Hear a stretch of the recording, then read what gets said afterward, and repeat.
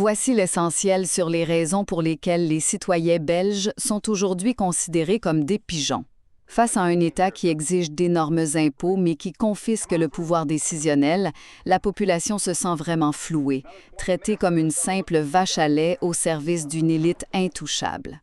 Premièrement, parlons de l'illusion du vote et de la fameuse partigracie. Vous pensez élire un représentant libre, mais le pouvoir est totalement accaparé par les présidents de partis, avec une discipline de vote frôlant les 99 %. Honnêtement, le Parlement s'est rendu un simple théâtre d'ombre, une vraie chambre d'enregistrement où les députés font juste réciter un scénario dicté d'avance. Deuxièmement, vu que ces partis contrôlent tout, ils fonctionnent en vase clos.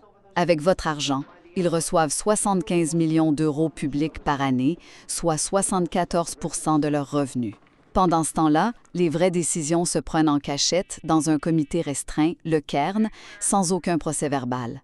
Sérieusement, comment exiger du citoyen qu'il paye ses impôts quand l'État se comporte carrément en État voyou en ignorant des milliers de décisions de justice qui font pas son affaire? Finalement, cette hypocrisie crée une méfiance chirurgicale. Mais attention, on ne parle pas d'anarchie pantoute. Les gens font la part des choses. Ils soutiennent massivement le filet social avec une confiance de 87 % envers le système de santé.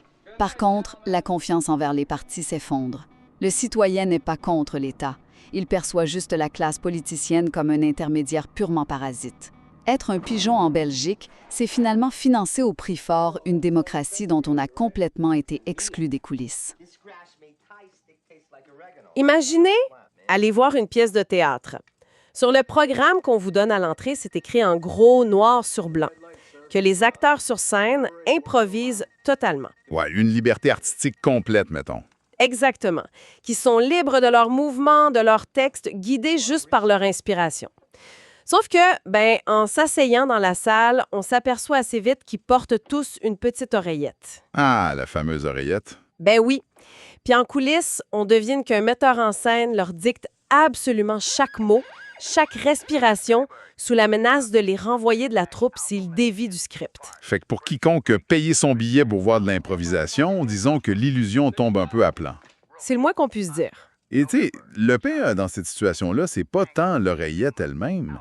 C'est le fait que la direction du théâtre continue de jurer que les acteurs sont libres. Tout en sachant très bien que la survie financière de la pièce dépend de ce contrôle absolu en arrière-plan. Ouais, on maintient la façade pour pas effrayer le public. Bienvenue dans cette nouvelle exploration en profondeur. Je suis super contente de plonger là-dedans aujourd'hui. Notre objectif, à travers les sources qu'on a épluchées, c'est d'analyser un paradoxe vertigineux qui ressemble exactement à cette pièce de théâtre, soit l'État belge. Bonjour tout le monde, très heureux d'être ici. Et oui, on a devant nous une contradiction totale entre, d'un bord, le texte sacré de la Constitution qui promet l'indépendance des élus, et de l'autre bord, la réalité d'un système politique impitoyable contrôlé de A à Z par les partis. C'est ce qu'on appelle la particratie. et les fumants qu'on a abordés aujourd'hui sont d'une richesse incroyable. On combine des analyses juridiques très pointues, des données empiriques de sciences politiques, puis surtout des observations récentes sur la crise interne sévère qui secoue un parti en particulier. Le Parti du travail de Belgique, le PTB. Exactement. Et la mission de notre analyse aujourd'hui, c'est pas juste de faire de la théorie constitutionnelle. Les documents qu'on a sur la table forment presque un manuel de stratégie. L'idée, c'est de structurer un argumentaire juridique redoutable destiné aux membres qui ont récemment fait défection de ce parti-là. On va voir comment ces élus pourraient utiliser une faille procédurale très précise via une action en responsabilité civile. Le but, renverser un système de financement public qui verse plus de 108 millions d'euros par an aux formations politiques. Bon, décortiquons tout ça. Parce qu'on parle d'une démocratie qui fonctionne avec des règles officielles d'un côté pour la vitrine, puis des règles officieuses très lourdes de l'autre. Pour bien saisir l'ampleur de la fracture, il faut vraiment remonter aux fondations. L'article 33 de la Constitution belge, qui date de 1831, dicte que, je cite, « Tous les pouvoirs émanent de la nation ».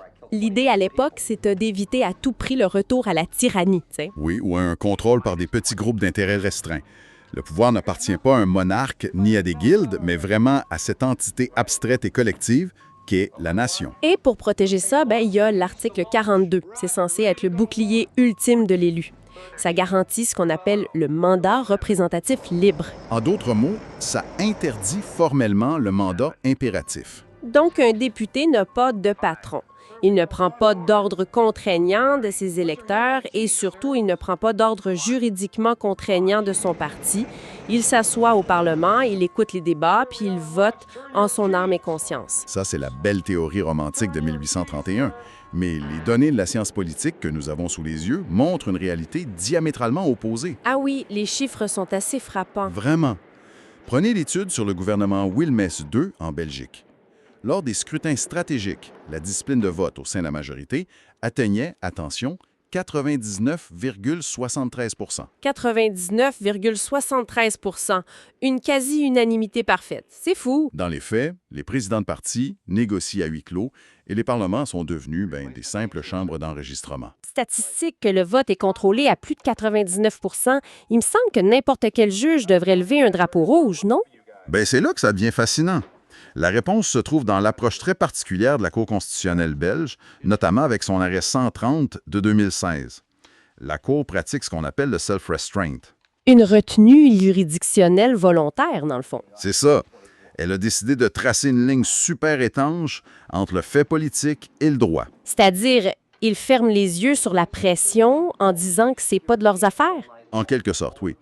La Cour dit, OK, le mandat impératif est inconstitutionnel, mais si un parti fait pression sur un député dans les couloirs ou en réunion de caucus, ça relève de la cuisine politique interne. Ah, je vois le genre. Tant qu'au moment précis du vote, c'est le doigt du député qui appuie sur le bouton dans l'hémicycle, le vote est juridiquement valide. La Cour refuse de sonder l'esprit ou la conscience de chaque élu pour savoir s'il a été forcé. Fait que c'est une fiction juridique, au final. Ça permet à la Constitution d'être sauve sur papier, pendant que la particratie opère librement dans l'ombre. Exactement. C'est le fameux mirage. Bon, si le système entier tolère cette discipline de fer, je me demande ce qui arrive quand une formation politique décide de ne plus s'en cacher puis pousse cette logique-là à l'extrême. Et c'est là que le Parti du travail de Belgique, le PTB, entre en scène. Oui, parce que leurs récents déboires internes fournissent littéralement les plaignants parfaits pour l'offensive juridique qu'on analyse aujourd'hui. Le cas du PTB est un vrai laboratoire. Un révélateur, ouais. Tu sais, les partis traditionnels essaient de garder une apparence de débat interne. Le PTB, lui, en raison de ses racines marxistes-léninistes, applique ouvertement un centralisme démocratique très rigide. Pour donner une idée à notre auditoire, en 2024, c'est une machine d'environ 25 000 membres et 67 élus. Le principe est simple. Une fois qu'une décision est prise au sommet, la base et les élus doivent s'y plier sans aucune contestation publique. Puis le ciment de cette obéissance-là, c'est le contrôle financier. La fameuse règle du salaire d'ouvrier. Ça, c'est assez frappant. Ouais, explique un peu comment ça marche. Un député fédéral en Belgique gagne environ 6 000 € net par mois. Mais s'il représente le PTB, il signe un engagement statutaire qui l'oblige à ne conserver qu'entre 2 000 et 2 400 €. Fait que tout le reste est reversé directement au parti. C'est ça. Les sources montrent qu'en 2021, ça a rapporté 2,1 millions d'euros de cotisations au PTB. C'est un levier de dépendance gigantesque. Et c'est un levier qui commence à se fracturer. Entre 2024 et 2026, on a vu des défections majeures. Oui, des figures de pros comme Youssef Andichi, Jory Dupont ou Rachida Ait Alouha. Ils ont quitté le navire. Et les témoignages qu'ils laissent derrière eux sont accablants. Ils parlent d'une machine qui broie l'humain, de pression psychologique intense et d'un sommet qui dicte tout à une base muselée. C'est vraiment ce contraste que les chercheurs décrivent comme la dynamique entre la salle de restaurant et la cuisine. Ah oui, l'analogie est bonne? Le PTB a une super vitrine, très active sur les réseaux sociaux, très proche des préoccupations sur le pouvoir d'achat. Ça, c'est la salle de restaurant. Elle est super accueillante. Mais la cuisine, en arrière, c'est un noyau idéologique où la discipline militaire ne tolère aucun écart. Sauf que, en bout de ligne, quand ces élus n'en peuvent plus puis claquent la porte, le parti ne peut pas les renvoyer du Parlement. Et voilà le cœur du paradoxe. Le PTB exige une loyauté absolue, mais l'article 42 de la Constitution, celui-là même que les partis contournent tous les jours, vient soudainement protéger ces dissidents. Oui, puisque le mandat impératif est interdit, le siège appartient aux représentants, pas au parti. Le parti hurle à la trahison, exige qu'ils rendent leur mandat, mais juridiquement, les déserteurs ont le droit de rester siégés comme indépendants. Une excellente question. Je veux dire, pourquoi ne pas simplement laisser un citoyen indigné ou un groupe de défense des droits civiques amener ça devant les tribunaux? La réponse tient en 3 mots. De procédure juridique, l'intérêt à agir. Ah, le fameux locus standi. Exactement. Si un citoyen ordinaire se présente devant la Cour constitutionnelle pour dire la loi qui finance les partis est injuste parce que les partis forcent les votes, ben, la Cour va rejeter sa demande immédiatement. Parce qu'il ne subit pas de préjudice personnel et direct. C'est ça. En revanche, nos dissidents du PTB, eux, ont un dossier en béton. Ils ont subi personnellement la coercition financière, les menaces d'exclusion, l'isolement au sein de leur groupe. Un parlementaire qui a vécu cette pression possède la qualité juridique incontestable pour attaquer. C'est la victime documentée du système. Bon, alors on a nos plaignants idéaux. La question maintenant, c'est comment ils font pour attaquer? Parce qu'on s'entend, ils ne s'attaquent pas à un petit règlement municipal, ils visent le financement même de la particratie. Et les montants en jeu sont vertigineux, tu sais. La loi du 4 juillet 1989, qui encadre tout ça, distribue environ 100,7 millions d'euros par an aux partis politiques. Sur la période de 1989 à 2026, l'État a transféré plus de 4 milliards d'euros d'argent public vers ces formations-là. C'est énorme. Et c'est précisément dans cette loi de 1989 qu'on trouve la faille à exploiter, plus particulièrement à l'article 15 ter. Cet article 15 ter, si je comprends bien les notes, c'est le mécanisme prévu pour punir un parti. Oui, la loi a prévu un bâton, dans le fond. Ça permet de couper la dotation publique d'une formation politique qui serait hostile, par exemple, à la Convention européenne des droits de l'homme. Mettons un parti qui ferait la promotion de la violence ou de la discrimination. C'était effectivement le but initial. Cependant, elle a complètement omis de prévoir la moindre sanction financière pour un parti qui viole l'article 42 de la Constitution. En imposant un mandat impératif coercitif. Voilà. En droit constitutionnel, c'est ce qu'on appelle une lacune extrinsèque ou une omission législative inconstitutionnelle. Attends un peu, une lacune extrinsique. Ça veut dire quoi au juste qu'ils ont juste oublié un bout du texte au moment de le rédiger? C'est ce qu'on pourrait penser, oui. Ça pourrait très bien être une simple erreur de bonne foi du législateur dans les années 80, non? C'est sûr que c'est ce que l'État pourrait plaider, mais le contexte récent prouve que l'opacité est entretenue de manière très active. Ah ouais? Comment ça? Bien, si on voulait prouver que l'imposition de la ligne du parti est systémique, il faudrait pouvoir lire les mémos entre la direction d'un parti et ses députés, évaluer les consignes de vote. C'est logique. Or, les sources soulignent l'adoption d'une loi très récente, le 12 mai 2024, sur la transparence de l'administration. Et cette loi a instauré un bouclier ahurissant. Elle permet à l'État de refuser l'accès à n'importe quel document sous prétexte qu'il relèverait de la stratégie politique. Mais voyons donc, ça n'a aucun sens. Donc, les partis ont vu venir la menace des demandes de transparence, puis se sont voté une loi pour créer une boîte noire légale. C'est exactement ça. En gros, ils cachent la recette de leur cuisine interne pour que personne ne puisse prouver que les ordres viennent d'en haut. Et en plus, si je lis bien nos documents, seul un comité composé par les parlementaires eux-mêmes peut déclencher les sanctions de cet article 15 ter. Le verrouillage est total, l'auto-jugement règne. Et vous pensez bien qu'un comité de politiciens ne votera jamais pour couper les millions de leur propre parti. Jamais de la vie. Fait que la voie frontale est une impasse. La loi protège ses créateurs, puis la Cour constitutionnelle refuse de regarder dans la boîte noire. Et c'est ici que l'ingénierie procédurale entre en jeu. Le plan suggéré pour les dissidents n'est pas d'attaquer la loi de financement de front, mais d'utiliser une stratégie asymétrique. D'accord. Je vais être bien sûr de suivre. S'ils ne peuvent pas aller voir la Cour constitutionnelle directement pour annuler la loi, ils font quoi? Ils portent plainte à la police? Pas du tout. Ils vont utiliser une règle très classique, presque terre à terre, du droit civil. L'action en responsabilité civile extra-contractuelle. L'article 1382 du Code civil. C'est ce qu'on appelle l'approche par la faute aquilienne. Faute aquilienne, encore un grand mot pour dire la responsabilité civile de base, là. Du genre, mon voisin a coupé mon arbre par négligence, il doit réparer le dommage, même s'il n'y avait pas de contrat entre nous. C'est le même principe juridique, mais appliqué à l'État belge. La stratégie consiste, pour nos dissidents, à déposer une plainte devant un simple juge civil de première instance. Ils poursuivent l'État belge en tant que législateur. OK, et l'argument, c'est quoi? L'argument est redoutable. L'État commet une faute lourde en versant 108 millions d'euros par an sans prévoir le moindre mécanisme de contrôle pour protéger l'article 42. Donc, l'État subventionne des partis qui bafouent l'indépendance des élus. C'est ça. Et ce faisant, il crée une discrimination inacceptable entre les partis qui respecteraient hypothétiquement la liberté et ceux qui imposent la coercition. Ça viole les principes d'égalité et de non-discrimination de la Constitution.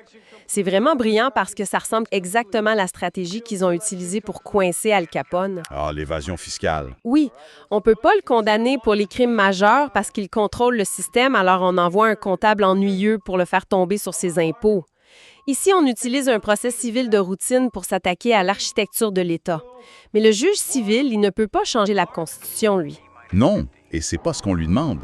Le but tactique de ce procès civil, c'est de forcer la main du juge. Comment ça? Devant la solidité de l'argument et les preuves de coercition subies par les dissidents du PTB, le juge ordinaire va constater qu'il y a un doute sérieux sur la constitutionnalité de cette absence de sanction dans la loi. OK. Et face à ce doute, il a l'obligation légale de suspendre son procès civil et de poser une question préjudicielle à la Cour constitutionnelle. Ah, je comprends. Le juge ordinaire demande à la plus haute cour « Hey, avant que je décide si l'État doit payer pour les dommages, pouvez-vous me dire si le fait d'oublier de sanctionner les partis viole la Constitution? » Exactement. Ça brise complètement le huis clos. C'est génial. La question atterrit enfin sur le bureau de la Cour constitutionnelle, non pas portée par un comité politique contrôlé par les partis, mais par la justice civile sur la base d'un dommage concret vécu par des individus. Sauf que, pour que la Cour constitutionnelle belge ose enfin sortir de son self-restraint puis s'attaquer à la bête, il lui faut des appuis solides. Elle doit sentir que la jurisprudence internationale l'y autorise. Et c'est là que l'Europe entre dans la danse. Parce que si j'ai bien lu nos notes,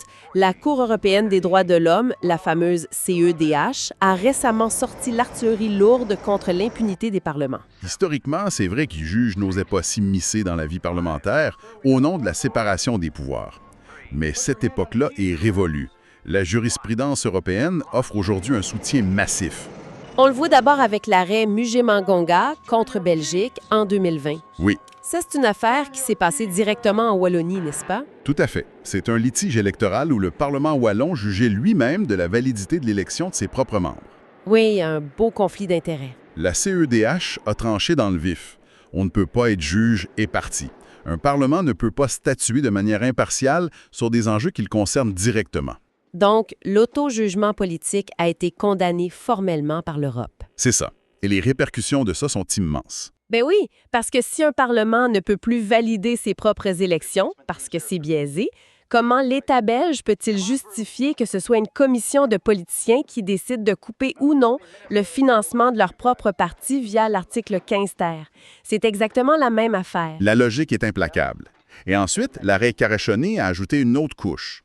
Dans ce dossier-là, des députés hongrois avaient été sanctionnés financièrement par leur Parlement pour avoir brandi des pancartes de protestation dans l'hémicycle. Puis la Cour européenne a dit quoi? Elle a statué que les parlements n'ont pas le droit d'utiliser des sanctions disciplinaires arbitraires pour faire taire les voix dissidentes. Le mandat de l'élu est protégé par la liberté d'expression. D'accord. Mais l'arme absolue pour nos dissidents du PTB, c'est un arrêt tombé tout récemment, en 2025. L'arrêt Tomenko. Dites-nous pourquoi, c'est la pièce maîtresse. L'arrêt Tomenko, ça concerne l'Ukraine, où un parti politique avait purement et simplement destitué des députés qui refusaient de suivre la ligne dictée par la direction. Wow, OK. La CEDH a statué que cette pratique est une violation flagrante de la Convention. La Cour a déclaré, noir sur blanc, qu'un parti politique ne peut pas se placer au-dessus du souverain électoral. Le mandat appartient au peuple, pas à l'appareil politique. Fait que c'est l'interdiction européenne absolue, ferme et définitive du mandat impératif coercitif. C'est exactement ça. C'est du lourd. Si on prend un peu de recul puis qu'on assemble tout ce casse-tête juridique, on a des dissidents du PTB qui sont des victimes documentées. On a une stratégie de contournement civil qui oblige un juge à poser la question à la Cour constitutionnelle. Puis on a la plus haute instance des droits de l'homme en Europe qui dit explicitement que le contrôle partisan écrasant est illégal. Les taux se resserrent sur les 108 millions d'euros. C'est un exercice d'ingénierie légale exceptionnel. Les sources font d'ailleurs un parallèle avec un concept allemand, l'Organstreitverfahren. Un autre grand mot, hein? On le décortique un peu? C'est simplement une procédure juridique en Allemagne qui permet de régler des litiges directement entre les organes de l'État. Par exemple, entre un député isolé et son groupe parlementaire. Et la Belgique n'a pas ça? Non, la Belgique n'a pas ce mécanisme exact, mais l'action civile qu'on vient de décrire crée un équivalent fonctionnel.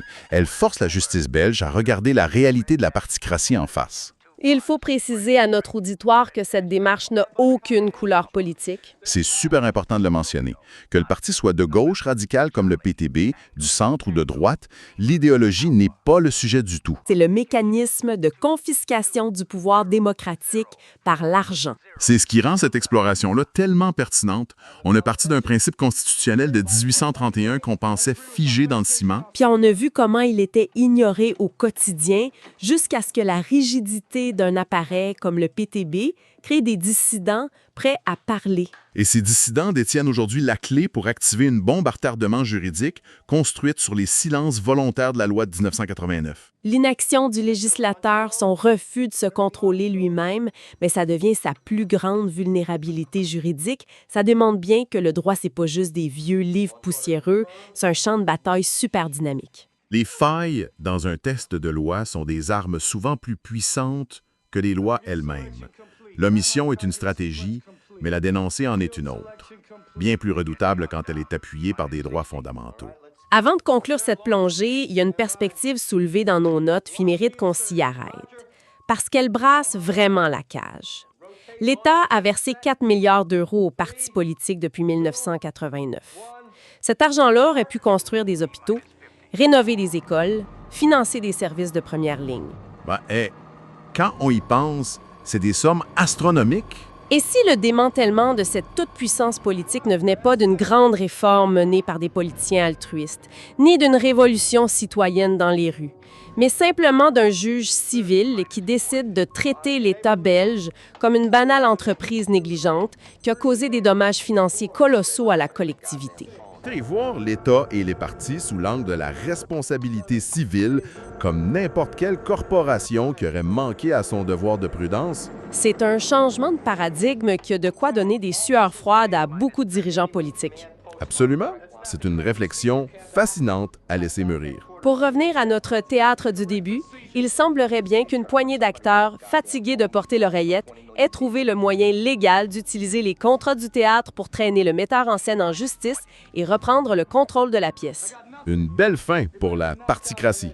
Merci de nous avoir accompagnés dans cette exploration et on se retrouve très vite pour creuser un autre sujet en profondeur.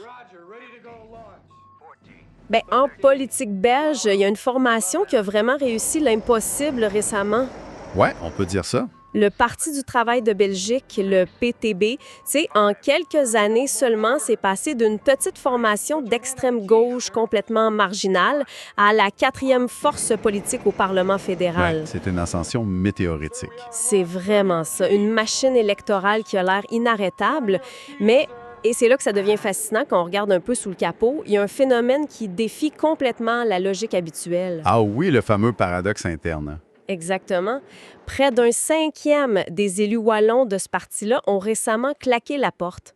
Un 5e! Fait qu'on a affaire à une organisation qui pulvérise ses cibles électorales, mais dont les propres cadres décident soudainement de sauter en marche. Ce qui est fascinant ici, c'est que ça va à l'encontre de toutes les règles de base. Mettons qu'on enseignait ça aujourd'hui à des étudiants en sciences politiques. La première chose qu'on leur dirait, c'est que la victoire agit normalement comme un ciment. Ben oui, tout le monde aime être dans l'équipe qui gagne. C'est exactement ça. L'euphorie du succès crée un effet de ralliement. Or, ici, particulièrement entre 2019 et 2026, on observe une véritable hémorragie de talent. On parle pas de petits militants anonymes, là. On parle de défections super médiatisées. Des cadres historiques? Ouais, des élus de premier plan qui partent. Puis ils partent pas parce que le parti perd des élections. Ils partent au moment même où le parti atteint son apogée. Bon, on va décortiquer ça aujourd'hui parce que c'est un véritable cas d'école. On va pas juste gratter la surface, là. Non, faut vraiment creuser. Fait qu'on va analyser les rouages internes à partir de recherches académiques récentes. On a épluché leur statut organisationnel, les données financières de 2024, puis surtout, on a croisé les témoignages des élus démissionnaires avec les réponses officielles de la direction. Le but, c'est d'être complètement neutre puis de comprendre la mécanique. Absolument. Et pour comprendre cette mécanique-là, il faut impérativement remonter à la genèse du parti. C'est dans son ADN que se trouve l'explication. J'avais lu une comparaison super intéressante d'un chercheur, Pascal Delouet, je pense, qui comparait le PTB à un grand restaurant. Oui, C'est une excellente analogie. Tu sais, genre en salle à manger, la vitrine est hyper moderne, la communication est impeccable, les serveurs sont souriants, on te parle de thèmes sociaux concrets qui touchent les gens. Comme le coût de la vie ou la TVA sur l'énergie. Voilà, ça c'est pour attirer la clientèle, les électeurs. Mais quand les élus passent les portes battantes pour entrer dans la cuisine, on dirait que c'est un autre monde. Les règles sont restées super rigides. C'est ça. La salle à manger, elle a été complètement rénovée en 2008. C'est l'année où des figures comme Peter Mertens et Raoul Edebaou ont fait un choix stratégique brillant. Ils ont dépoussiéré l'image. Exactement. Ils ont abandonné le jargon idéologique super lourd pour adopter une approche beaucoup plus populaire.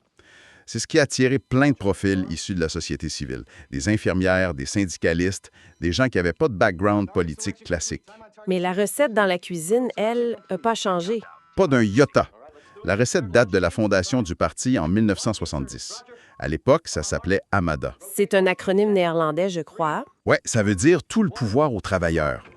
Et c'était un mouvement qui baignait complètement dans la mouvance maoïste de l'époque. OK, on parle de gauche très, très radicale, là. Très radical. Et le point clé ici, c'est que le PTB moderne est un des rares survivants de cette époque en Europe à avoir gardé cette structure intacte. Une structure basée sur ce qu'on appelle en sciences politiques le centralisme démocratique. C'est inscrit noir sur blanc à l'article 41 de leur statut. Centralisme démocratique. Ça sonne presque comme un oxymore, tu sais. Un peu, oui. Concrètement, si on explique ça simplement, c'est quoi?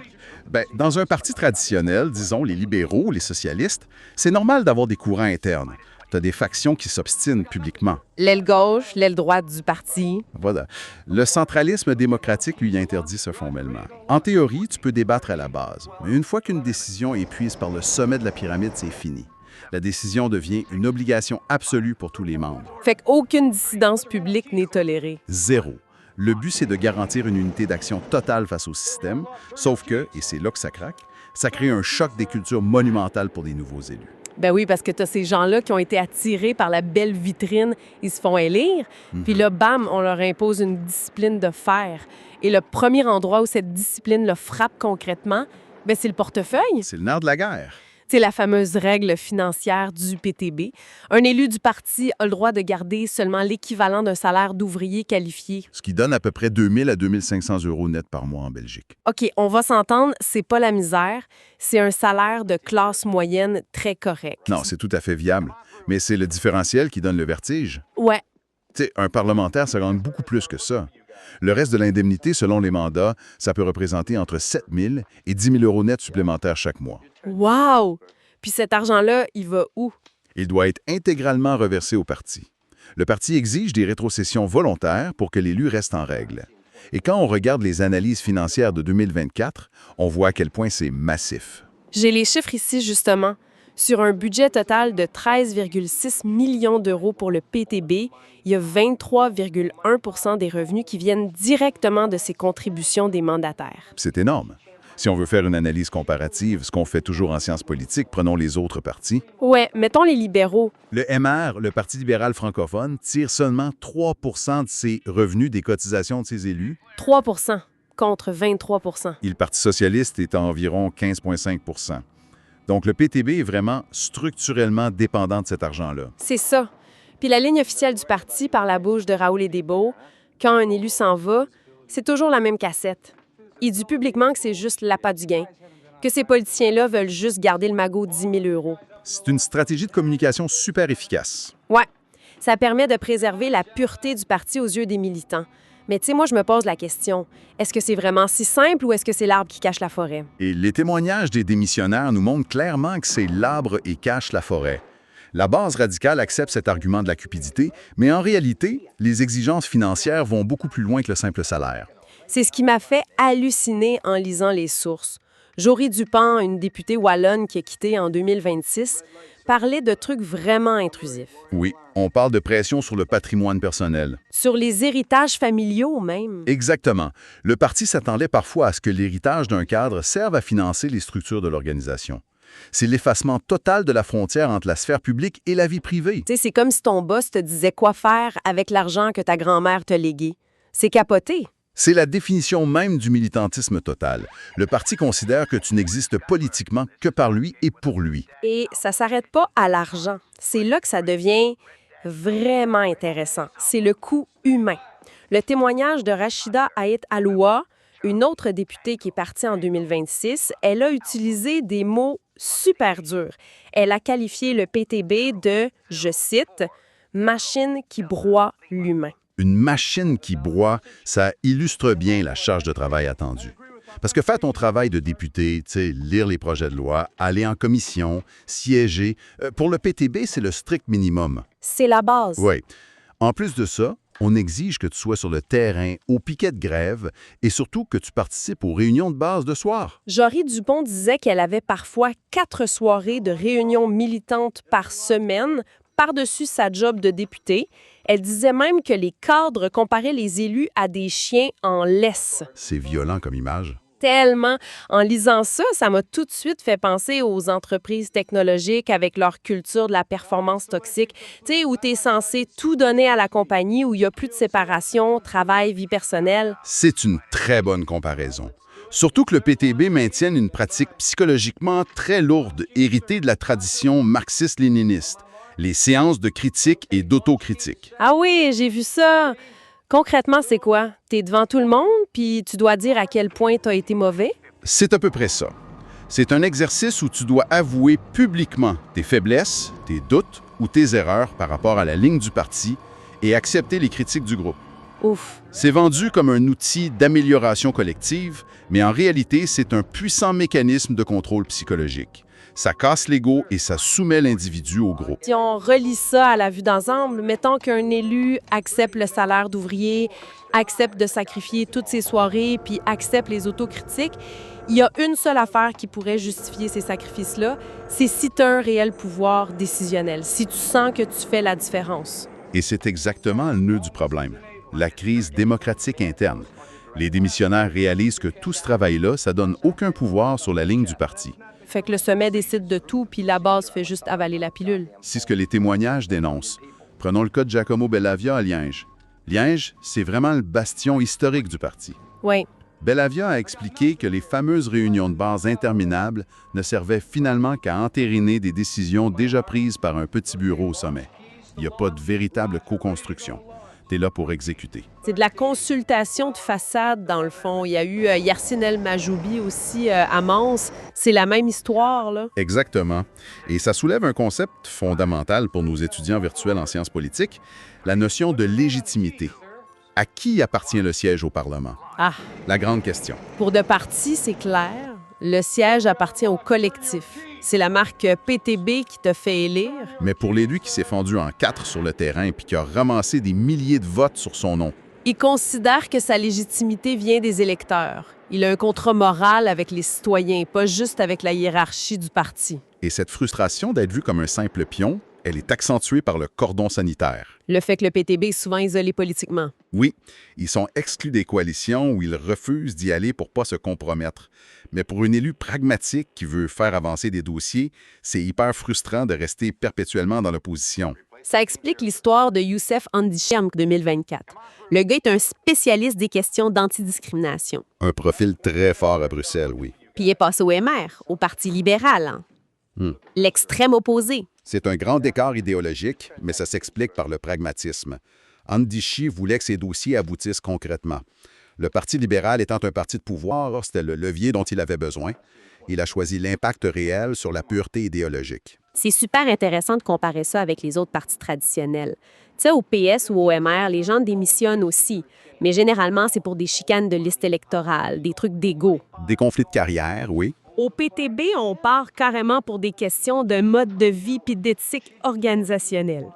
Puis les chefs parlent d'eux-mêmes, là. 20 de taux de défection au Parlement wallon sur la période récente. C'est gigantesque. Fait que la question logique qui se pose, c'est est-ce que le parti est en train de s'effondrer? Eh bien, étonnamment, non. C'est l'autre grand paradoxe. Malgré cette hémorragie interne au niveau de ses cadres, les sources de 2024 montrent que le parti a continué de progresser dans les urnes. Comment c'est possible? Parce qu'il capte le vote de rupture. La colère sociale est tellement forte que le message externe du parti résonne plus fort que ses crises internes. Peter Mertens le dit lui-même, il revendique le rôle de locomotive de la gauche. Leur force idéologique, pour le moment, compense complètement les pertes en ressources humaines. En gros, le PTB, c'est ce qu'on appelle un parti-mouvement. Il utilise super bien les outils de la démocratie de notre époque, Oui, une communication très moderne. mais il garde une structure pensée pour la guerre froide puis la révolution clandestine.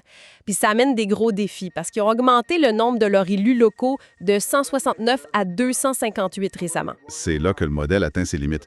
Cela soulève une question importante. Comment tu gères 258 élus avec une structure de contrôle aussi rigide? C'est pratiquement impossible à maintenir sans de nouvelles frictions. Comment le parti va-t-il survivre à sa propre normalisation? C'est un méchant casse-tête pour eux. Puis ça m'amène à une réflexion que je veux lancer pour conclure notre analyse. Je t'écoute. Si on a un parti politique qui exige l'effacement total de l'individu au profit de la structure, juste pour rester pur idéologiquement, la vraie question, c'est peut-être pas de savoir quand est-ce que ce parti-là va prendre le pouvoir. Mais plutôt ce qu'il en ferait. Exact. Quel type de société cette machine-là construirait si un jour elle arrivait aux commandes de l'État? Si elle broie déjà ses propres élus, qu'est-ce que ça donnerait à l'échelle d'un pays? C'est une excellente réflexion. C'est un sujet à méditer en observant les prochaines élections, en Belgique en tout cas. Un gros merci à ceux qui nous écoutent pour cette plongée au cœur de la science politique. Bienvenue dans le débat. Imaginez un instant un théâtre majestueux. L'architecture date de 1831 et sur la façade gravée en grosses lettres dans le marbre, on peut lire une promesse solennelle. Tous les pouvoirs émanent de la nation. Exact. C'est ça. Fait que quand tu entres là-dedans, tu t'attends à voir des acteurs sur scène jouer librement, guidés uniquement par leur conscience et l'intérêt public. Au fond, c'est l'essence même de l'article 42 de la Constitution belge qui interdit formellement le mandat impératif. Le fait de dicter à un élu comment il doit voter. Oui. Sauf que, quand on passe dans les coulisses, on découvre une machinerie occulte. Tu as des metteurs en scène, qui sont même pas sur l'affiche d'ailleurs, qui dictent chaque réplique sous la menace de couper les vivres. C'est une excellente image. Et on doit se le dire, cette machinerie-là tourne à plein régime, directement financée par les fonds publics en plus. Ouais, on est face à des structures de partis qui neutralisent complètement la délibération démocratique. Et aujourd'hui, on plonge au cœur de cette faille fondamentale de l'État de droit belge. La collision entre la fiction de l'élu libre et la réalité de la particratie. Exactement. Et notre regard se tourne vers un groupe très spécifique, les récents élus qui ont fait défection du Parti du travail de Belgique, le PTB, des gens comme Jory Dupont ou Rachida Haït-Aloua, qui ont claqué la porte en 2026. Et la question centrale du débat, c'est de savoir s'ils peuvent utiliser leurs préjudices pour poursuivre l'État belge en justice, au civil. C'est le cœur du sujet. Le but, c'est de forcer une question juridique sur l'omission de l'article 15 ter de la loi de 1989. Et moi, mon point de vue aujourd'hui, c'est que cette ingénierie procédurale, c'est notre seul levier capable de démanteler le financement d'un système qui bafoue la Constitution. Bien, écoute, je suis d'accord avec le diagnostic, mais j'aborde la question d'une autre manière. Je suis convaincue que cette stratégie de la lacune législative, ça surestime complètement l'audace de la Cour constitutionnelle belge, puis ça ignore la réalité politique de notre système. C'est parfait. Les bases sont posées. Mettons la situation en perspective pour que tout le monde comprenne bien. L'article 42, il est hyper clair. Les députés représentent la nation entière, pas juste les électeurs de leur parti. Voilà. Et ils reçoivent d'ores et personne. Mais regarde la réalité empirique, tu sais. Sous le gouvernement Wilmes II ou plus récemment avec la coalition Arizona en 2025-2026, la discipline de vote frôlait les 100 %. L'élu ne répond plus aux citoyens, il répond au Kern. Et juste pour préciser, le Kern, c'est ce tout petit comité restreint des ministres principaux et des présidents de parti qui décide de tout en coulisses, bien avant que ça arrive au Parlement. Merci. Et le PTB, particulièrement, c'est devenu le laboratoire de cette inconstitutionnalité, à cause de leur système financier de rétrocession stricte. Le fameux salaire d'ouvrier. C'est ça. Un élu belge, normalement, ça gagne très bien sa vie. Mais au PTB, il doit vivre avec environ 2200 à 2400 € net. Tout le reste est reversé au parti. Tu te rends compte de ce que ça veut dire juridiquement? Que le mandat devient un actif financier pour le parti. Exact. C'est littéralement un chantage permanent. C'est pour ça que les défectionnaires ont la clé. En utilisant une action civile, le livre 6 du nouveau Code civil, ils peuvent dénoncer cette lacune et attaquer l'État. Attends, arrête-toi là une seconde. Tu parles d'attaquer l'État pour ce qui se passe à l'intérieur d'un parti. C'est là que j'accroche. Ah oui. Pourquoi? Bien, je reconnais que la toxicité du système est réelle. Quand on lit les témoignages des défectionnaires, c'est lourd, hein, tu sais. Ayétaloua a parlé d'une machine qui broie l'humain. Jory Dupont disait qu'ils étaient traités comme des chiens en laisse. Fait que tu vois bien la coercion. Bien sûr, c'est une aliénation profonde, mais amenez ça devant un juge civil. L'État va avoir une défense automatique en béton armé. L'avocat de l'État va dire « Écoutez, monsieur le juge, cet engagement de reverser son salaire, c'est un contrat privé. » Sauf que... Laisse-moi finir. L'État va dire que ces élus sont des adultes consentants. Ils ont signé ça volontairement en adhérant au parti. C'est le principe même de la liberté d'association. Je comprends pourquoi tu dis ça, mais permettez-moi de t'offrir une perspective différente. Il y a une limite à la liberté contractuelle. C'est pas un simple contrat privé quand l'objet même de ce contrat viole l'ordre public constitutionnel. Tu vas devoir me le prouver, ça. Regarde les chiffres. En 2024, la dépendance financière du PTB envers ses propres élus était de 23,1 % de ses revenus totaux. 23 %. Chez le MR, les libéraux, c'est 3 %. C'est vrai que la différence est immense. Fait que c'est plus juste du militantisme, c'est le modèle économique du parti. Comment tu veux qu'un député exerce son libre arbitre quand sa survie financière dépend du parti? Faut se poser la question à l'envers alors. Si cette rétrocession est si manifestement illégale, pourquoi les tribunaux ne l'ont-ils pas déjà requalifiée en extorsion? Justement, parce que la façade de l'association volontaire tient bon. Mais tiens bon, parce que Rafontière est poreuse entre l'abnégation militante qui vient de la vieille tradition léniniste, rappelons-le, et la véritable contrainte juridique. Un Ditchi, Ayétaloua, il connaissait les règles en entrant. Ça n'excuse pas l'inconstitutionnalité. Je dis pas que ça l'excuse. Je dis que la preuve que c'est pas une prise d'otage absolue, c'est qu'ils ont pu quitter le parti. Ils sont partis et ils ont gardé leur siège au Parlement. Ils ont gardé leur siège, oui, mais regarde l'étiquette de traître qu'on leur colle. Et surtout, c'est pour ça que la stratégie n'est pas de viser le contrat du parti, c'est de viser l'inaction de l'État. L'inaction de l'État, explique-moi comment tu poursuis l'État pour une règle interne au PTB. C'est là qu'entre en jeu la lacune extrinsèque. Prenons l'article 15 ter de la loi de 1989. Cet article dit que l'État peut couper les subventions d'un parti si celui-ci montre une hostilité envers la Convention européenne des droits de l'homme. D'accord, jusque-là, ça va. Mais la loi est muette sur l'article 42 de la Constitution. Elle sanctionne les partis hostiles aux droits humains, mais omet de sanctionner ceux qui détruisent la liberté de représentation. Donc, tu dis que l'État finance les partis, mais ferme les yeux. Exactement.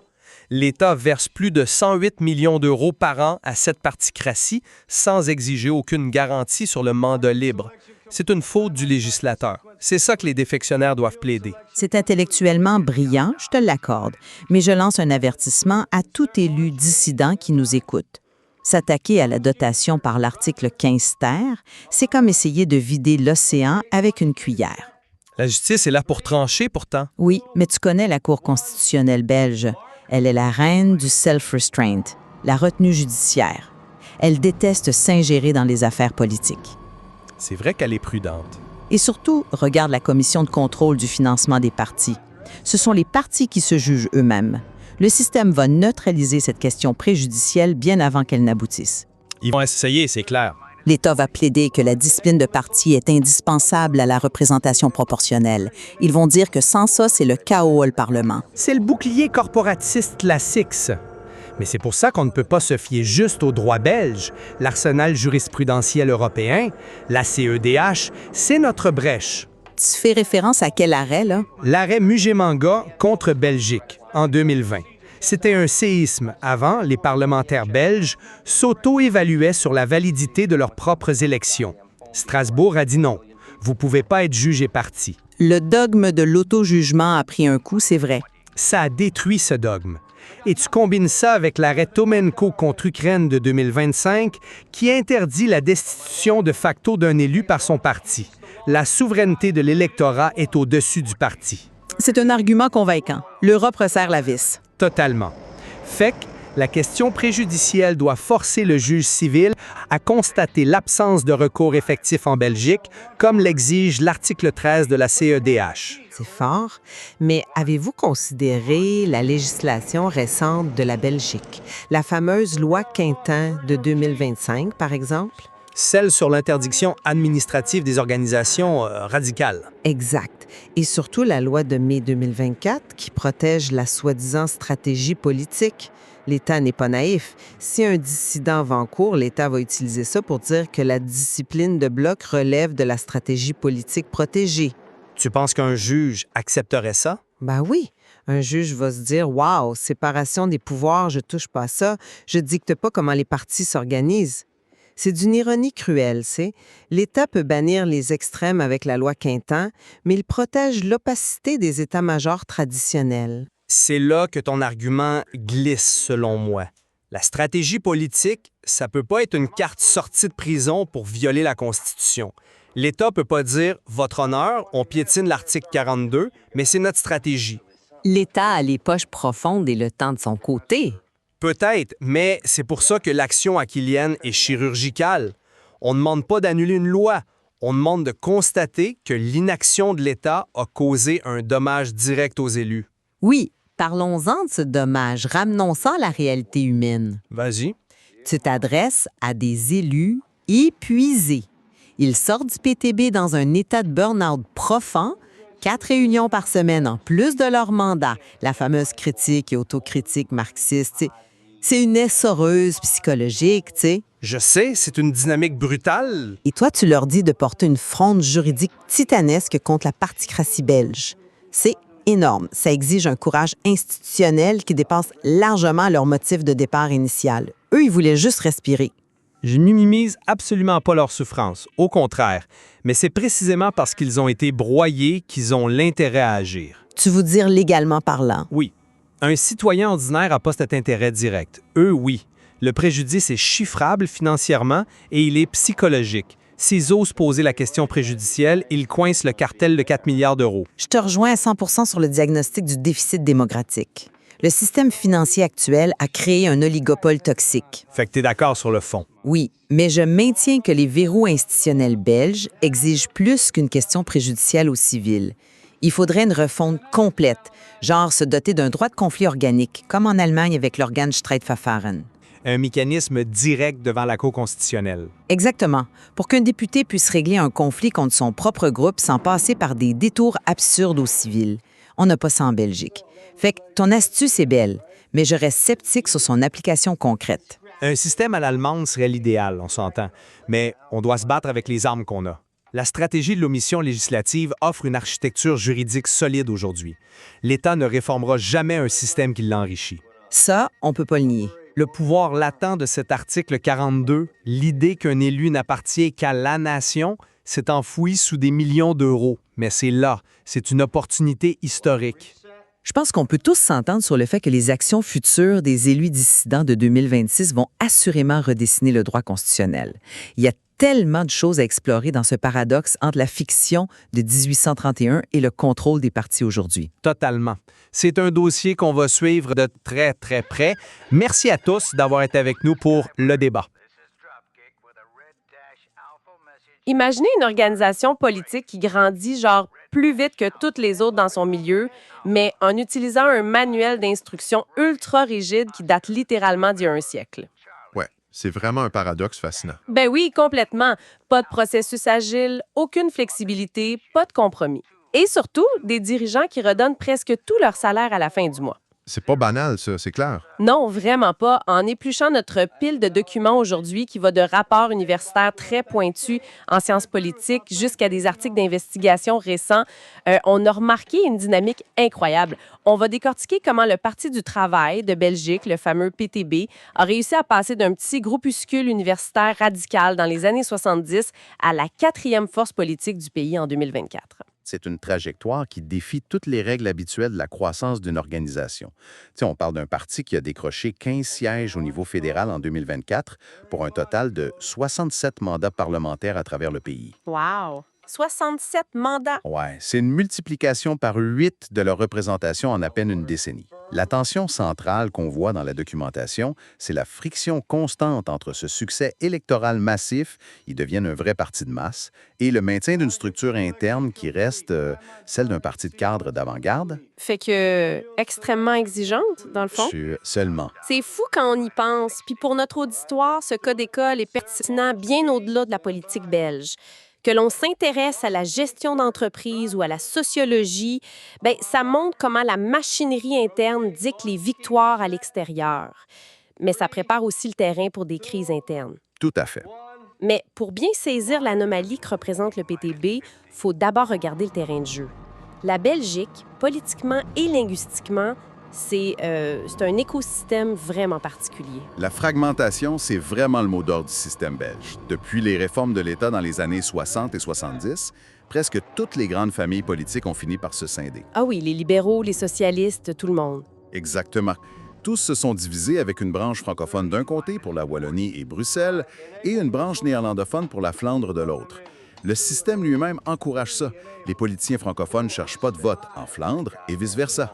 Fait que tout est séparé, sauf que le PTB refuse catégoriquement de jouer selon ces règles-là. C'est la seule grande formation politique belge à avoir maintenu une structure totalement unitaire. Leur slogan, c'est « We zijn één ». Nous sommes un. Mais concrètement, sur le terrain, comment on fait fonctionner ça au quotidien? Parce que j'essaie d'imaginer la logistique derrière ça. Ouais, c'est pas simple. En exigeant que chaque succursale, de Vancouver à Chicoutimi, utilise exactement le même manuel, sans aucune adaptation locale. Et que chaque réunion se tienne dans les 2 langues en même temps. Ça a l'air d'un cauchemar administratif. La charge logistique est immense, ça c'est sûr. Dans les faits, ça veut dire qu'ils maintiennent un seul programme national, un seul congrès statutaire et un seul bureau exécutif. Un seul pour tout le pays? Ouais. Fait que quand le parti s'est réuni, tout est traduit en simultané. Les participants portent des oreillettes. Un militant francophone de Liège débat des mêmes textes idéologiques au même moment qu'un militant néerlandophone d'Anvers.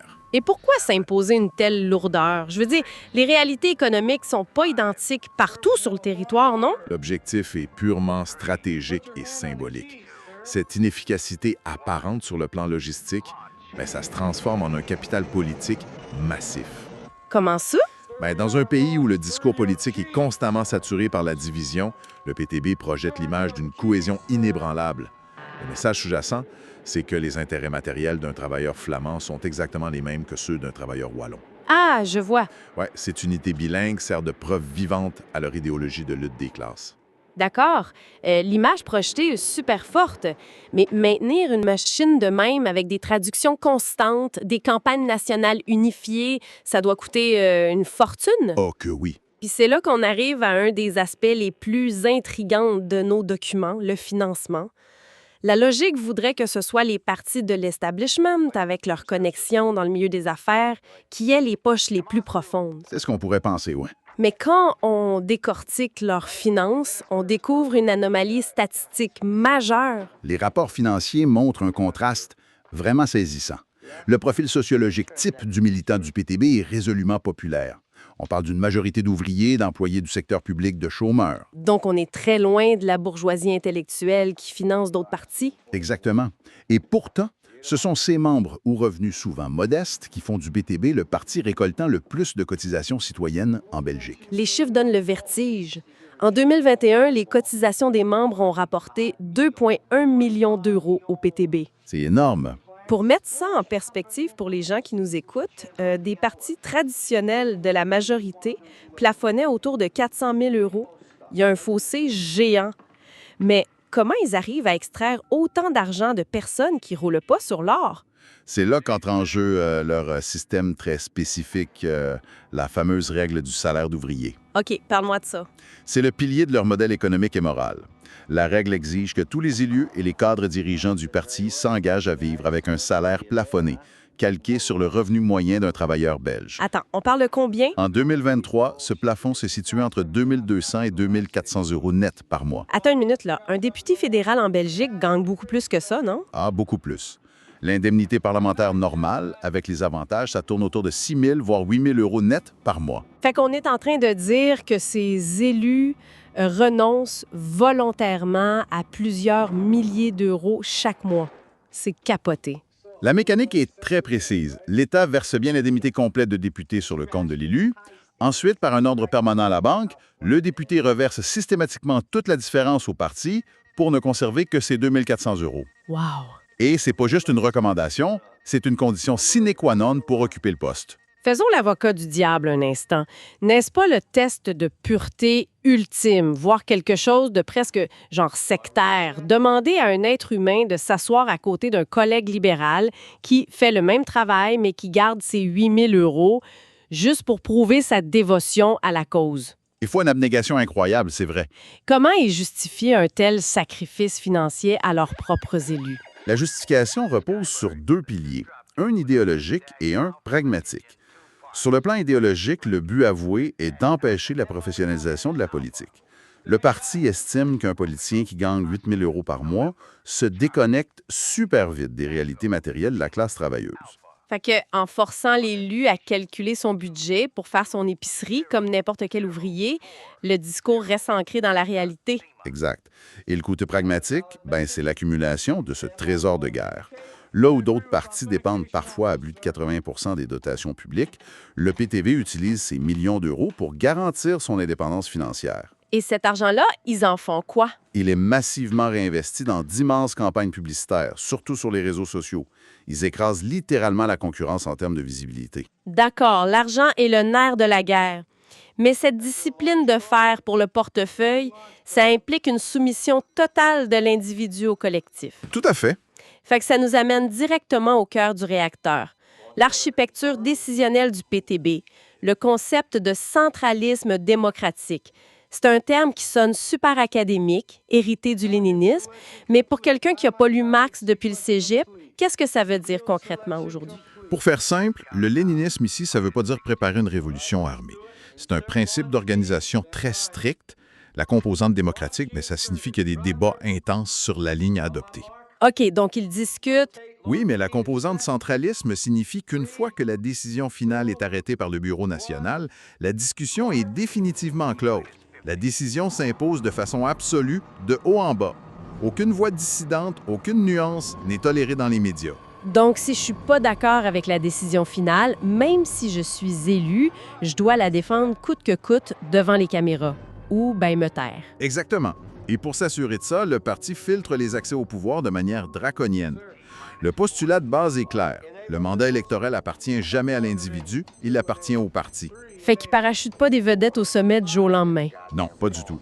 Les rapports montrent qu'il faut parfois entre 10 et 15 ans de formation politique continue, de présence sur les piquets de grève et de validation idéologique pour devenir un cadre dirigeant au PTB. 15 ans, c'est plus lent que pour devenir médecin spécialiste. Tu sais, je reviens souvent à cette analogie dans ma tête parce qu'elle me semble parfaite. Le PTB, c'est comme un orchestre symphonique classique ultra discipliné. C'est une bonne image. Il n'y a absolument aucune place pour le jazz. Tu peux pas avoir un trompettiste qui décide d'improviser parce qu'il sent bien la salle. Tout le monde joue la partition du chef d'orchestre.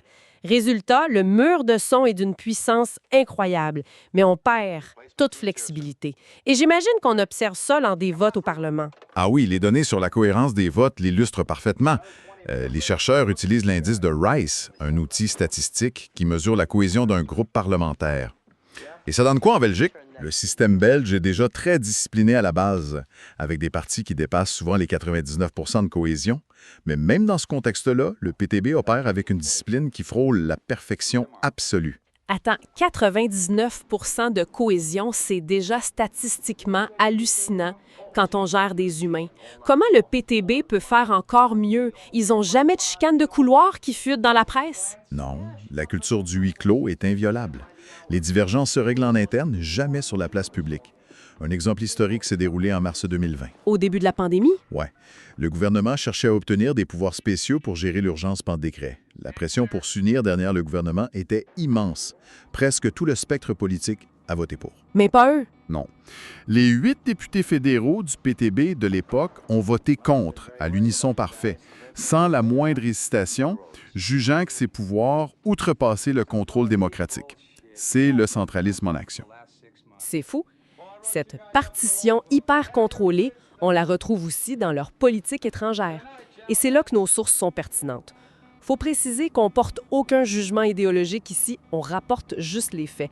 Mais leur vision géopolitique détonne pas mal dans le paysage européen. Oui, leurs positions s'inscrivent dans un anti-impérialisme assumé. Par exemple, leur rapport à l'Union européenne est fondé sur une critique radicale. Ils considèrent les traités européens comme une architecture néolibérale pour imposer l'austérité. Mais ils réclament pas un Belgexit pour autant, contrairement à certains partis de la droite radicale. Non, la nuance est là, ils ne militent pas pour la sortie de l'Union. Leur document stratégique parle plutôt d'une désobéissance au traité de l'intérieur pour opérer une refondation keynésienne de gauche. Investir au lieu de couper. Et sur les questions de défense, spécifiquement l'OTAN et les conflits récents, comment ça s'applique? Le parti se positionne comme pacifiste, ce qui se traduit par une opposition historique à l'OTAN. Si on prend le cas de la guerre en Ukraine, la ligne du parti est très spécifique. Vas-y. Le PTB a formellement condamné l'invasion russe de manière publique. Cependant, lorsque les parlements ont dû voter sur des résolutions liées au conflit, les élus du parti se sont régulièrement abstenus. Mais quelle est la logique derrière ça s'ils condamnent l'invasion? Leur argumentation souligne que ces résolutions ne se contentaient pas de condamner l'agression, elles incluaient généralement des engagements à fournir un soutien militaire offensif et à appuyer l'expansion de l'OTAN. Et ça passe pas pour eux. Non, ce sont des clauses inacceptables selon leurs principes fondateurs. D'accord. Donc, on a un tableau assez complet. Des cadres formés pendant 15 ans, un financement strict, des votes unanimes. C'est notre fameux orchestre symphonique. Mais que se passe-t-il quand, propulsé par des succès fulgurants, cet orchestre recrute soudainement des dizaines d'amateurs pour remplir les sièges gagnés? C'est là que ça devient chaotique. Les fausses notes commencent à résonner fort. Ce qui nous amène aux turbulences internes observées depuis 2024. Le choc de la croissance, c'est une épreuve du feu pour une organisation hyper centralisée. Quand un parti passe à 67 mandats parlementaires, le noyau de cadres historique suffit plus. Fait qu'on dû ouvrir leurs portes. Oui, à de nouveaux profils, des leaders syndicaux de terrain, des citoyens charismatiques. Ces nouveaux élus apportent une vraie énergie populaire, mais ils n'ont pas subi le long formatage idéologique de 15 ans. Fait que la collision est inévitable. Tu sais, j'adore la métaphore utilisée par certains analystes dans nos notes, le paradoxe de la cuisine et du restaurant. Ah oui, c'est une image parfaite pour illustrer les dualités du parti. La salle de restaurant, c'est l'interface publique du PTB. Elle est lumineuse, accueillante, populiste. Elle parle du prix de l'énergie, du pouvoir d'achat. C'est ça qui attire les électeurs. Exact. Mais derrière les portes battantes, il y a la cuisine interne. Et cette cuisine est gérée selon des principes marxistes-léninistes extrêmement rigides, fermés au grand public, où on exige une discipline totale. C'est le choc thermique. Quelqu'un qui entre par la salle à manger, attiré par un discours social, se retrouve à devoir couper les légumes en silence dans une cuisine militaire. C'est ce qui explique la série de démissions retentissantes entre 2024 et 2026. Oui, les départs se sont enchaînés et ont touché des figures symboliques. Le cas de Youssef Andjiti est vraiment révélateur. Ancien chauffeur de bus, il incarnait la réussite ouvrière du parti. Pourtant, il a fini par claquer la porte pour rejoindre le mouvement réformateur, un parti de centre-droit. Un revirement idéologique colossal. Et Souleymane El Mokadem a aussi quitté le parti pour rejoindre les socialistes. Et le plus gros affront pour le PTB, c'est que ces élus ont refusé d'appliquer la règle d'or en partant, n'est-ce pas? Exactement.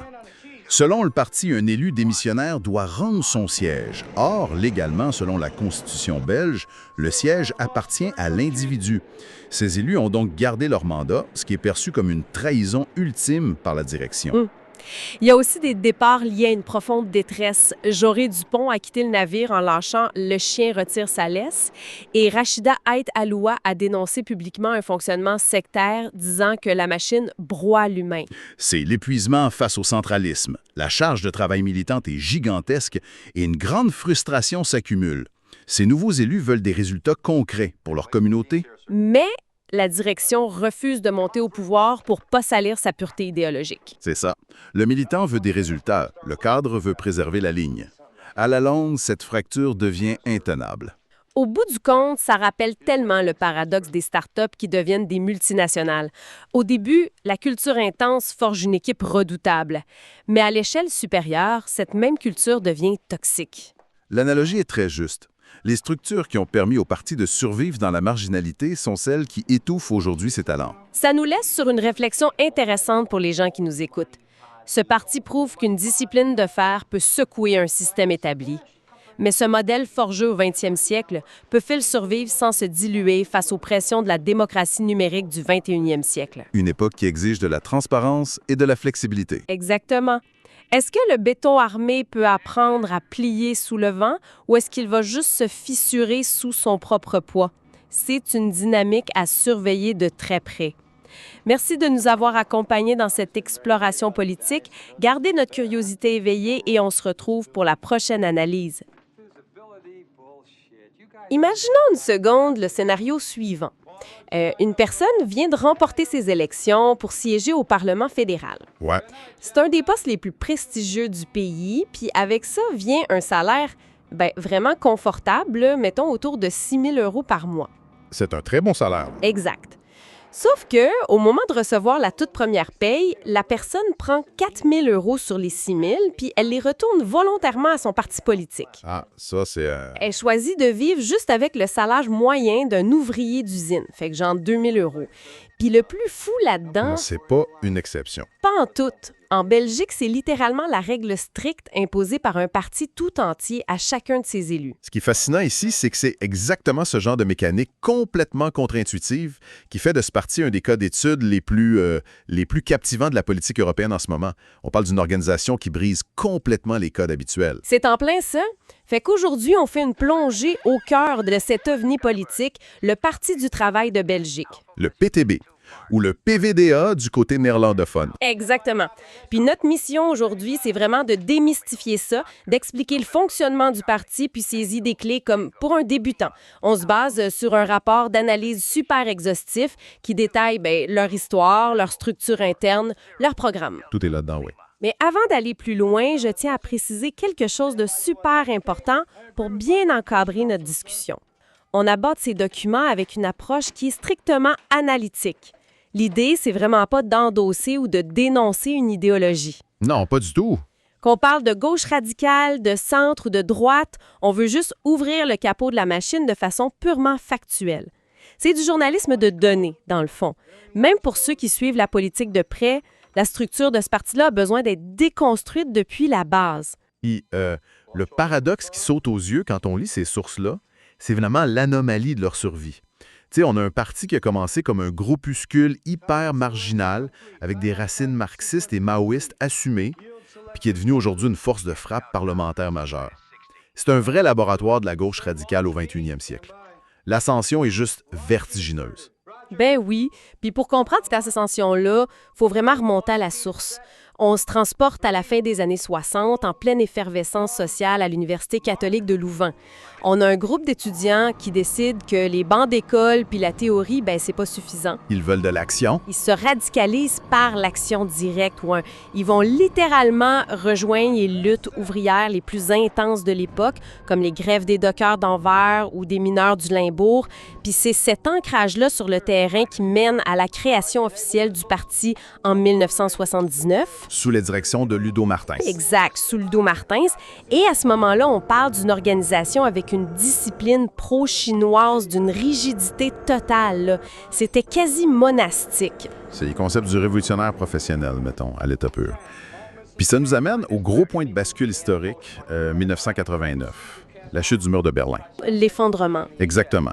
Presque toutes les formations marxistes-léninistes en Europe regardent le bloc de l'Est s'effondrer, puis elles implosent. Elles disparaissent ou elles deviennent des petits partis sociaux-démocrates un peu édulcorés.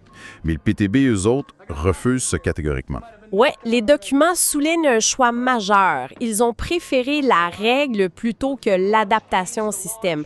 Au lieu de s'adapter au capitalisme triomphant, ils se sont fermés. Ils ont imposé une fidélité idéologique absolue pour passer à travers la tempête. Ce qui a marché pour survivre, mais... D'accord, décortiquons tout ça, parce que survivre dans un bunker, c'est une chose, mais gagner des élections, c'est complètement autre chose. Moi, l'analogie qui me vient en tête pour expliquer leur crise de 2003 et leur fameux congrès du renouveau en 2008, c'est une grosse mise à jour logicielle. C'est une excellente façon de le voir, ouais. C'est comme si, avec leur nouveau leader, Peter Mertens, ils avaient complètement changé l'interface utilisateur.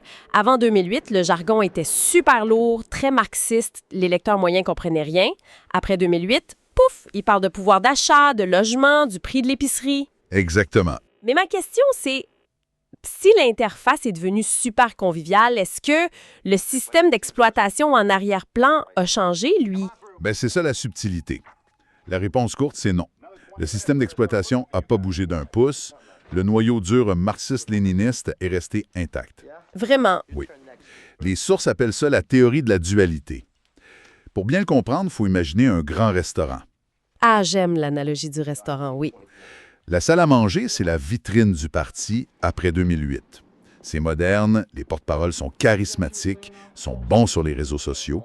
Ils parlent de justice sociale de façon super accessible. Fait que c'est ce que les gens voient à la télé. Exactement. Mais de l'autre côté, il y a la cuisine. Puis la porte de la cuisine, elle est barrée à double tour pour le public. C'est là que les dirigeants maintiennent la doctrine marxiste stricte avec ce qu'ils appellent le centralisme démocratique. Ce fameux centralisme démocratique. C'est fou quand on compare ça aux partis traditionnels où ça coule dans les médias puis ça chicane en public tout le temps. Au PTB, d'après les rapports, une fois que la ligne est décidée en haut, le débat est complètement clos. Absolument clos. La discipline est implacable.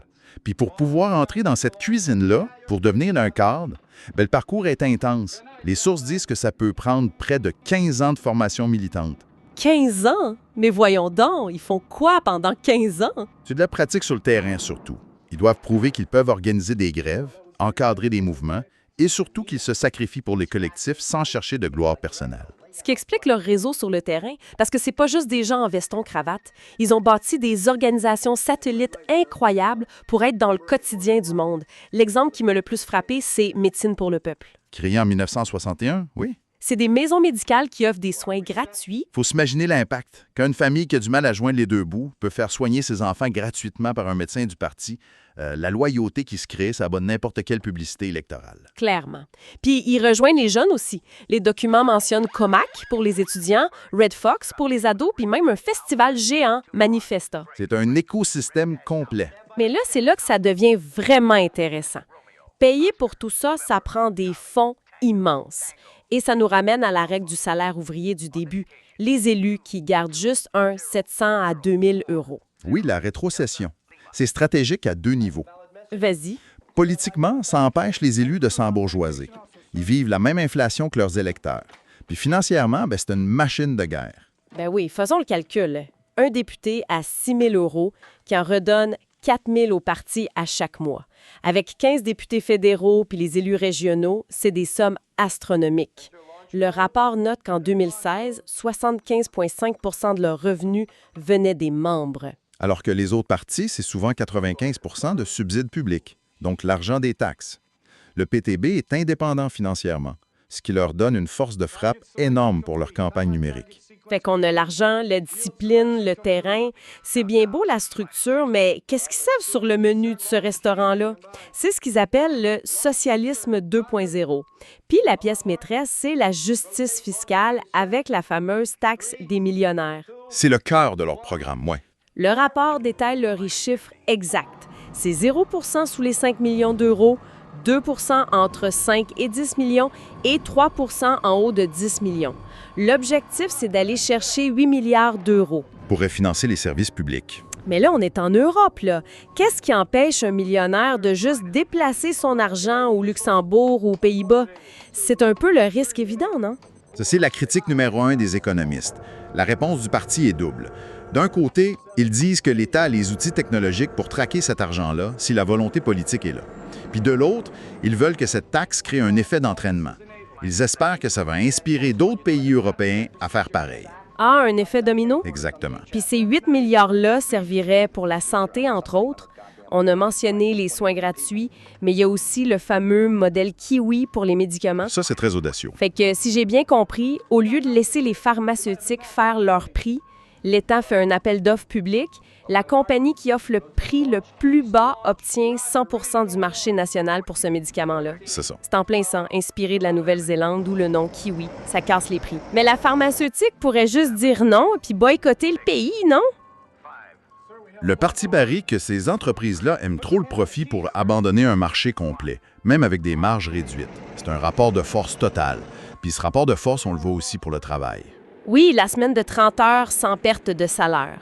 Puis la retraite à 65 ans, gros maximum, avec 1 500 € net garantis, c'est majeur. Mais il y a un autre point du programme qui est assez inusité. L'écologie. Oui, j'allais y venir. Je trouve ça capoté parce qu'ils sont à l'opposé des partis verts traditionnels. Eux, ils parlent d'écologie sociale contre l'écologie punitive. Ouais, la taxe carbone. Zéro taxe carbone pour les citoyens. Ils veulent frapper les grosses usines avec des normes sévères puis offrir le transport en commun gratuit. C'est stratégique, ça, pour séduire les lecteurs de la classe ouvrière qui détestent la taxe sur l'essence, non? Si on relie ça à une perspective plus large, c'est la lutte des classes appliquée au climat. Ils disent, c'est pas au travailleur qui prend son vieux char à 5 heures du matin pour aller à l'usine de payer pour la pollution des multinationales. C'est super clair comme message, puis ça marche dans les urnes. Là, les chiffres le prouvent. Là. Ils passent de 2 élus fédéraux en 2014 à 15 en 2024. C'est près de 10 % des voix au niveau national, puis plus de 20 % à Bruxelles. Ils attirent les jeunes, les travailleurs, les personnes issues de l'immigration. Mais en grandissant de même, ils frappent un mur de briques institutionnelles. Le fameux cordon sanitaire. Oui. À la base, ça a été inventé pour bloquer l'extrême droite. Mais là, la droite réclame qu'on applique ça au PTB en disant qu'ils sont anti-système. Sauf que la gauche traditionnelle refuse. Pourquoi? Parce que le PTB, ils n'ont pas de discours raciste ou xénophobe, contrairement à l'extrême droite. Leur discours est très inclusif. Donc la gauche refuse de les mettre dans le même panier, même s'il y a une méfiance énorme. Méfiance qui a vraiment explosé en 2019. L'échec des négociations avec le Parti socialiste francophone, le PS... Le PS les invite pour former un gouvernement. Une chance inouïe de prendre le pouvoir.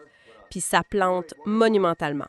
Les sources disent que le PS les a accusés de faire du niaisage dogmatique. Puis le PTB a répondu que le PS refusait de briser le moule de l'austérité européenne. Il ne voulait pas être la caution de gauche pour faire des coupures. Ils ont préféré partir. Mais il y a aussi la géopolitique qui crispe tout le monde. Ah, ça oui. Sur l'Ukraine, par exemple.